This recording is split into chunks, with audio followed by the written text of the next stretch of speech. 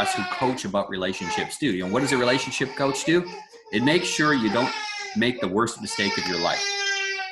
If that's all we do for you, it's definitely worth the coaching sessions. We do a lot more than that. But if that's all that is necessary, for a person to say, oh yeah, I'm completely rational when it comes to, you know, romantic things, they're kidding themselves. And actually they're in more danger than the person that says, yeah, I know I'm irrational and I need help, because they're unlikely to go and get the help they need.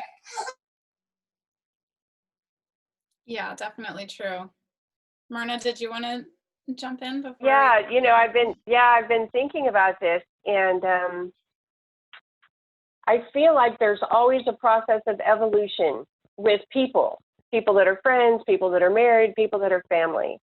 And I have had a number of people, just to look at the other side of the coin that Noah presents, whose family said, it's okay, he only is drunk all weekend. He's sober during the week because he has to go to work.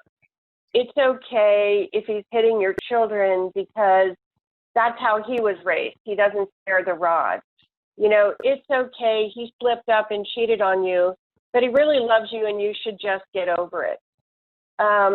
Sometimes family groups are not speaking to you in your highest and best interest. And so I think people find themselves in difficult circumstances through the evolution that people normally go through. We were really happy, and then he lost his job. And then these are the dominoes that fell after that, and he won't go into therapy, and he won't make the change, and my kids and I are at risk. And so I think codifying the kinds of things where you say, these are the parameters where I can live a happy life. You can't cheat on me. You can't take up gambling. You can't whatever. Those things, if you have those guideposts throughout your marriage, whether you codify them in writing or not, I think it offers guidance over the natural evolution of who these people become. I've heard circumstances where people get divorced because the cancer diagnosis is going to bankrupt the family. And so that's a way to preserve money so kids can go to, you know, college, or the house won't go into foreclosure. So I just feel like there's a lot of circumstances, and I'm wondering, you know, 20-year-olds, 30-year-olds who fall in love and have the chemical engagement, oh, this is so amazing. And when we talk, we agree about the same things. 10 years later, 20 years later, they're not the same people.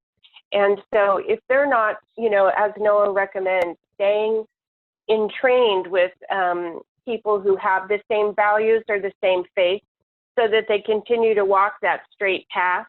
If that path diverges for one of them, you know, I think some understanding of how natural evolution works, you sort of have to keep realigning with some deliberateness to what those initial aims were.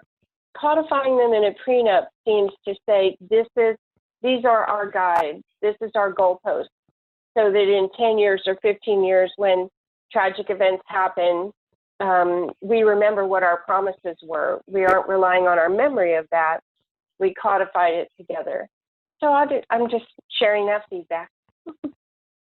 Yeah, thank you for that. I was kind of feeling like a little bit of a devil's advocate when Devin and Noah were talking too, because, you know, if you haven't, and I've been through a divorce, and if you haven't, like, the amount of triggering, like, we all have a certain, you know, a certain set of circumstances and ways to talk to us that's gonna trigger us, you know.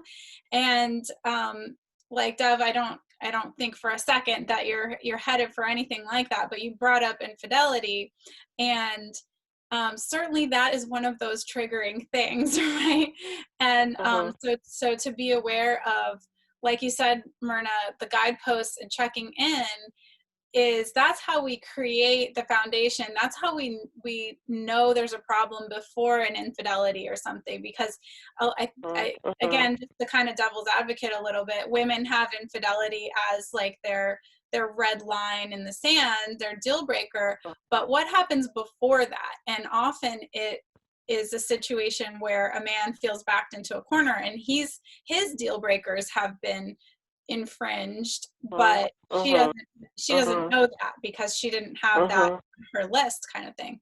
But I like what you said about, you know, having those guideposts and things.